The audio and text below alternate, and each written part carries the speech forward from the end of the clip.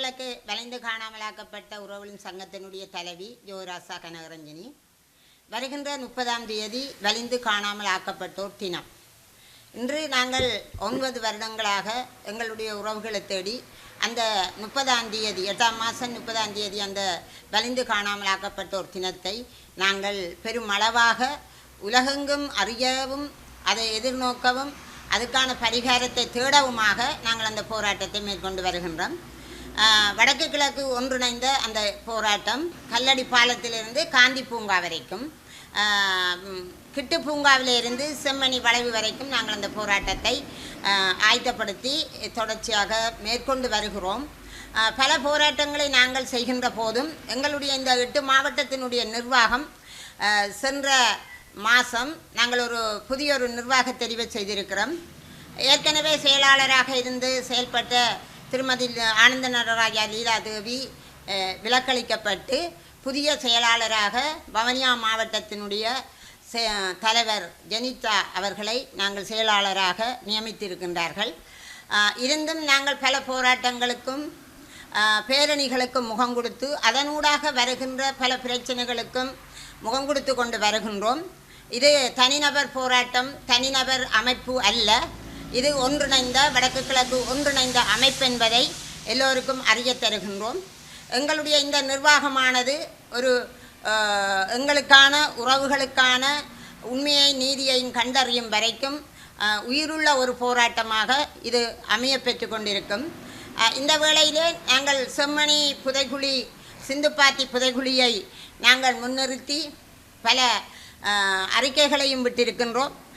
போராட்டங்களையும் நடத்தி யாழ் மாவட்ட நீதவான் நீதிமன்ற அந்த நீதியரசருடைய ஒரு ஆதரவையும் நாங்கள் பெற்றிருந்து அதனூடாக எல்லோ அமைப்புகளும் ஒன்றிணைந்து பாரிய அளவிலான ஒரு போராட்டத்தையும் ஒரு கண்காணிப்பை நடத்தி சர்வதேசத்திலே இருந்து வருகை தந்த அந்த தூதுவரையும் அங்கே அழைக்கப்பெற்று அதனூடாக எங்களுக்கு ஒரு தீர்வு வேண்டும் என்ற ஒரு நோக்கோடு நாங்கள் தொடர்ச்சியாக பயணித்து கொண்டிருக்கிறோம்.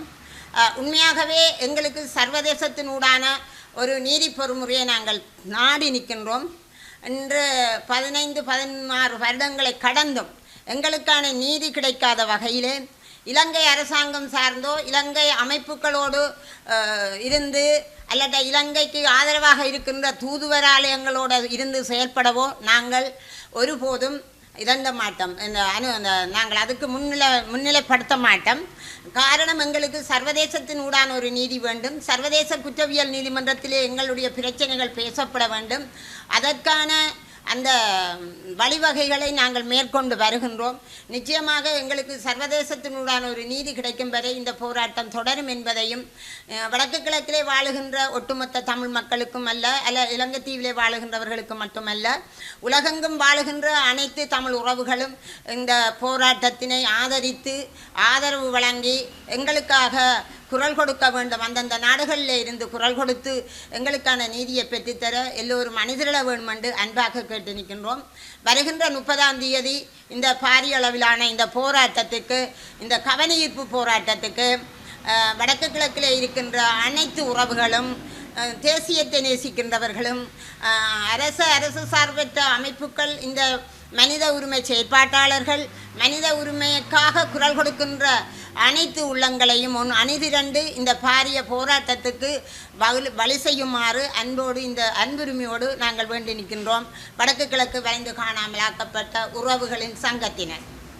அடுத்து செம்மணி புதைகுழிகளிலே தோண்டப்பட்டு எடுக்கப்படுகின்ற அந்த உடலங்கள், எச்சங்கள், உண்மையாகவே அதுக்கான நீதி கண்டிப்பாக எங்களுக்கு கிடைக்க வேண்டும்.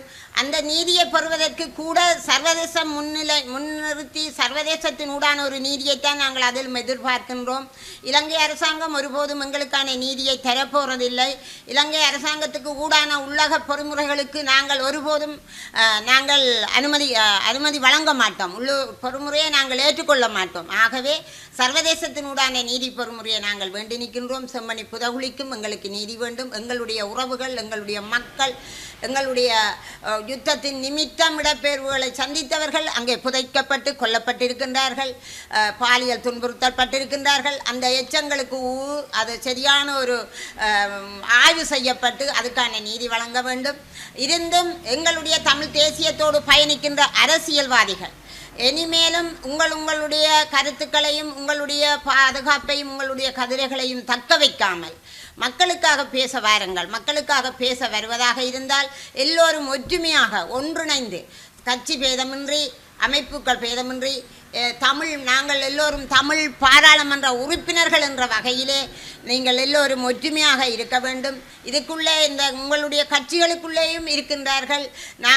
அரசாங்கத்துக்கு சேர்ந்து வேலை செய்கின்றவர்கள், அரசாங்கத்தை பாதுகாக்கின்றவர்கள், அரசாங்கத்தோடு இருந்து எங்களுடைய வீட்டுக்குள்ளே புகுந்தவர்கள், அவர்கள் எல்லாரும் ஒன்றிணைந்து ஒருநிலைப்படுத்தி உண்மையாகவே நீதிக்காக மக்களுடைய வாழ்வாதாரத்துக்கும் ஜனநாயக முறையிலே வாழ்வதற்கும் இந்த குடியுரிமைகளை பெற்று நிரந்தரமாக இலங்கைத்தீவிலே வாழ்வதற்கு பாராளுமன்ற உறுப்பினர்கள் அனைவரும் ஒன்று திரள வேண்டும்.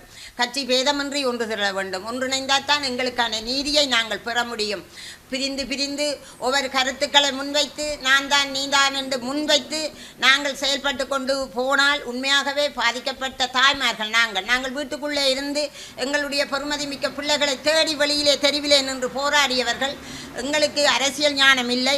ஆகவே அரசியலோடு சம்பந்தப்பட்டு மக்களுடைய வாக்குகளை பொன்னான வாக்குகளை பெற்று பாராளுமன்றம் செல்லுகின்றவர்கள் நீங்கள் ஒன்றிணைந்து ஒருமித்து குரல் கொடுத்து மக்களுக்கான தீர்வை பெற்றுத்தர இனியாவது முன்வர வேண்டும் என்று இந்த ஊடக வாயிலாக கேட்டு நிற்கின்றோம். டிவிஐ யூடியூப் சேனலில் இணைந்திருக்கும் நேர்கள் அனைவருக்கும் எமது நன்றி. எமது காணொளி தொகுப்புகளை தொடர்ந்து நீங்கள் பார்வையிடுவதற்கு கீழிருக்கின்ற பெல் பட்டனை அழுத்துவதனூடாக நோட்டிஃபிகேஷனில் பல காணொளி தொகுப்புகள் உடனுக்குடன் உங்களை வந்து சேரும். அருகில் இருக்கின்ற முக்கிய காணொளி தொகுப்புகளையும் பார்வையிட தவறாதீர்கள்.